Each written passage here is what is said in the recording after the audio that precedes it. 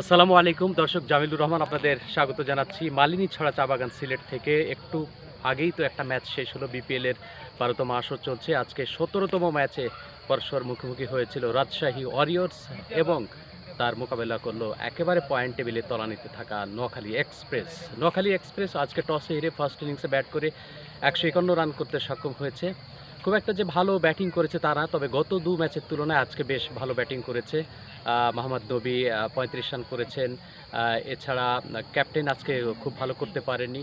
সব মিলিয়ে মোটামুটি একটা মাঝারি মানের স্কোর নিয়ে যে ধরনের প্রতিদ্বন্দ্বিতা করা দরকার, ঠিক সে ধরনের প্রতিদ্বন্দ্বিতা নয়। তারপরেও একটু চাপে ফেলেছিল রাজশাহীকে, যদিও রাজশাহী আর্লি দুটো উইকেট হারিয়েছে আজকে। তানজিম তামিম তিনি আর্লি আউট হয়েছেন, তবে তার পার্টনার মোহাম্মদ ওয়াসিম তিনি চমৎকার একটা নক দিয়েছেন।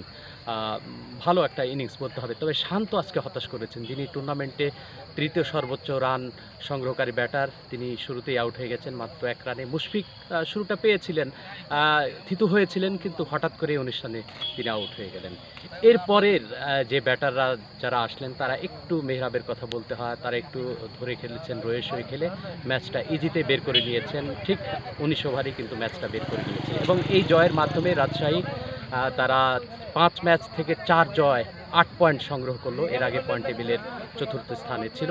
আজকের দিনের আরেকটা গুরুত্বপূর্ণ ম্যাচ রয়েছে। স্বাগতিক সিলেট কিন্তু আশানুরূপ ভালো খেলতে পারছে না, হোম গ্রাউন্ডের সুবিধা তারা নিতে পারছে না। সিলেট আজকে ঢাকার বিপক্ষে খেলবে। ঢাকা কিন্তু পয়েন্ট টেবিলের পঞ্চম আর সিলেট রয়েছে পয়েন্ট টেবিলের তৃতীয় স্থানে। তার মানে বোঝাই যাচ্ছে যে এই ম্যাচটা কতটা গুরুত্বপূর্ণ। ঢাকা প্লে অফের রেসে থাকবে কিনা, এই সিলেট গ্রাউন্ডে যে কটা ম্যাচ হবে প্রতিটা ম্যাচই কিন্তু ঢাকার জন্য গুরুত্বপূর্ণ। মাত্র দুটো ম্যাচে ঢাকা জয়লাভ করেছে। গত ম্যাচে জয়লাভ করেছিল নোয়াখালী এক্সপ্রেসকে পরাজিত করেছিল নাসিরের অনবদ্য অপরাজিত 50 বলে 90 রানের ওপর ভর করে। এই নাসির, পুরনো নাসির, তিনি আমাদেরকে মনে করিয়ে দিলেন যে আসলে তিনি ফুরিয়ে যাননি। 7 উইকেটের জয় নিয়ে ঢাকা আজকে মোমেন্টামটা ক্যারি করতে পারে কিনা এটা একটা বিষয়। আর গত ম্যাচে কিন্তু সিলেট নিজেদের হোম গ্রাউন্ডে পরাজিত হয়েছিল। স্বাগতিক সিলেটের দর্শকদের মধ্যে একটু উৎসাহ উদ্দীপনা দেখতে পাচ্ছি। গত ম্যাচে দর্শক সংখ্যা কম ছিল, আগের ম্যাচে হেরেছিল বলে হেরে গিয়েছিল বলে আজকে আবারও তারা দর্শকদের একটু উপস্থিতি আশা করছেন এবং অনেকে বলছেন যে সিলেটের খেলা যেহেতু আছে, সিলেটের খেলা আজকে দেখতে মাঠে যাব।